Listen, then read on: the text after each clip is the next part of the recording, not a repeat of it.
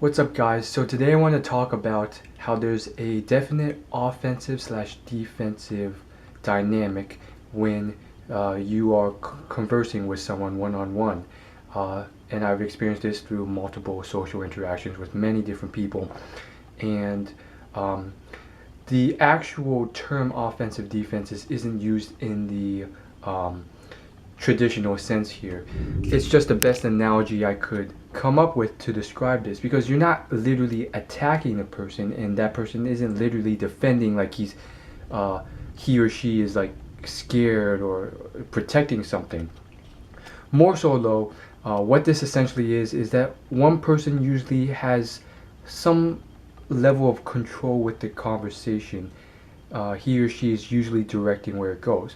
Now, most of the time this will mainly occur for conversations or interactions with people you are meeting, or people who you're pretty new with, like you recently met them or you've only known them for up to a year, and this sort of dynamic breaks down or doesn't really happen when there's two people just conversing like best friends, because in that sort of scenario it's more just statement, and they will sometimes interrupt each other and talk with the occasional question put in. But what you'll see a lot of times, especially for new interactions or interactions with people you don't know too well, or you deem as acquaintances or people you've met just a few times, or some sort of formal interaction, it is a sort of offensive defensive sort of thing. And again, that it's not offense defense. What it truly is interviewee. I guess that would be the better way of phrasing it. And you'll see this a lot. Basically, you'll have one person almost directing a conversation, and he or she will be asking questions, and then the other person will answer, and then he may make a statement once in a while, but he'll continue with the questions or follow up with questions, and the person has to sort of relinquish and answer these questions and so forth. And it doesn't have to be a formal thing or a stingy, serious thing. It could be very lackadaisical, very casual, and so forth. And both people can enjoy this. It doesn't have to be something serious. It can be, but not always. And so, what you'll run into sometimes is a situation where someone who is typically a go-getter or interviewer, um, and again, that may not be the best phrase either, because it's not like people go around interviewing people, but um, sometimes you have to relinquish the dynamic. Now, what does that mean? I'll give you a personal illustration. If you get two offensive people, or two interviewers, or people who take control of the conversation and ask questions a lot, if they run into each other, it can spark a weird dynamic initially when they're constantly bouncing questions. They'll answer their question real quickly and then spark it off, because that's how they've learned to interact with people. Sometimes you have to relinquish the dynamic. I'll give you a personal example. For me personally, I definitely had to sort of take control of a lot of conversations. Why? Because to be more social, you sort of have to do that, especially when you're in a scenario where a lot of other people aren't taking the initiative to talk to you first. And because of that, you sort of develop this sort of thing where you're asking questions, and occasionally I'll run into people who are either very interested in me, or for whatever reason or other, they, after I ask them a question, a big surprise, they start asking me questions back. And for me, it's a rare thing. Typically, I have to take the initiative, but the point is, I realize in these sort of situations, it can get very awkward, weird, and unnatural when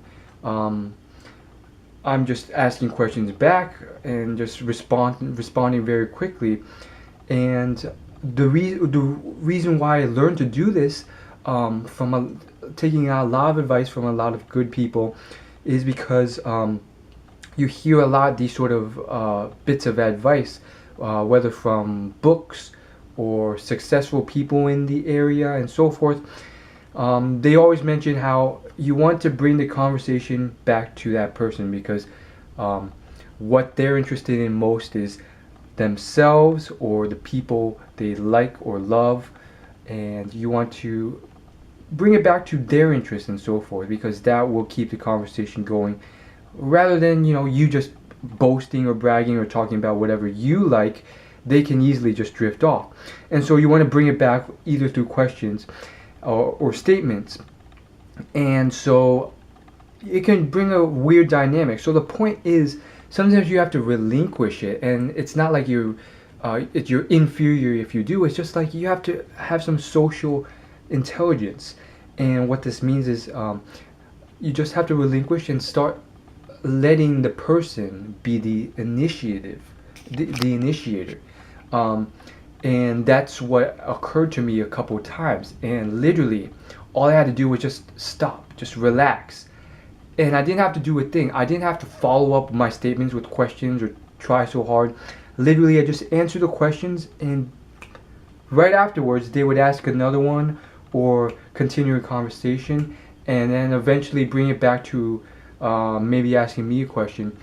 And yeah, you can literally just like say nothing unless you're asked and just relax and chill, and it's not like you've been like defeated or anything.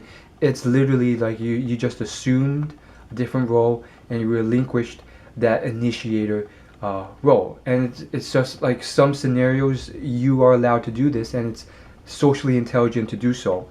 And so that's what I want to say in a nutshell. And I just want to add on the fact that sometimes you find that these people are not that good, and they'll start to just stumble, or they'll eventually stop with the questions because either they've run out or they're just back to their normal role of just I've asked all the questions I want to ask, I don't know what else to say, and you get those awkward silences. And especially if it's a person of the opposite gender and you want to keep the conversation going, then you can either start asking questions again or making statements, but two disclaimers that are very important. If you start asking too many questions, regardless of where you're at in the conversation or who it is, you end up assuming this role of that guy who only asks questions and never makes statements, and it just becomes too much. It's like it's almost like you're just sucking value from people, and people don't like leeches like that. And so you want to add some value to your conversation, either through entertainment, humor, statements, remarks, information, and so forth. The second disclaimer, also very important, and this is the final thing before concluding with this video, and before I tell you what it is, I just wanted to say, if you like this video, leave it a like and share this video with someone you think would be influenced, or like this video either through Facebook or text message or email. And if you're not subscribed, hit the subscribe button below and it will tell you when my next video is out. It's completely free. Thank you guys for watching. And so the last disclaimer, which is also very important, don't try too hard. Trying too hard is just overkill. It shows, and especially if you're not genuinely interested in a conversation, and it's hard, sometimes it's hard pressed or impossible to be genuinely interested in something you're not. And so if you're trying too hard, it'll show through your body language, and trying too hard is almost always a turn off when you're conversing with people, because it's literally implying a lot of things about you. I could give you a whole list, but like two big ones are just, it shows that you are, it makes the person question, why are you trying so hard? And that can imply stuff like he's needy, he's desperate, he's lonely, he doesn't have a lot of options, he requires validation from others because he doesn't have firm validation or reasons to feel proud of himself. A lot of things. And the second big reason why just trying too hard or trying to keep the conversation going too long when it really is time to just, you know, chill, is it literally shows that you are in some ways lower social status or lower value because you are trying to continue this thing like it's really important.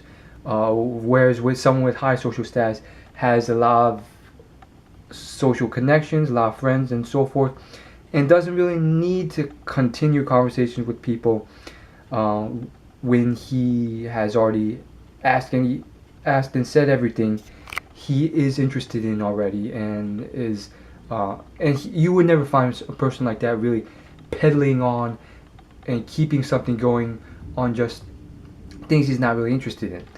Having said that, though, I just want to conclude by saying that I feel like the majority of people don't try hard enough. They'll say like one word or one statement, and then they'll be like, I don't want to be like I tried too hard, and then they'll stop, which is also ludicrous. That's what I really want to say, and I hope you guys found something useful from this video.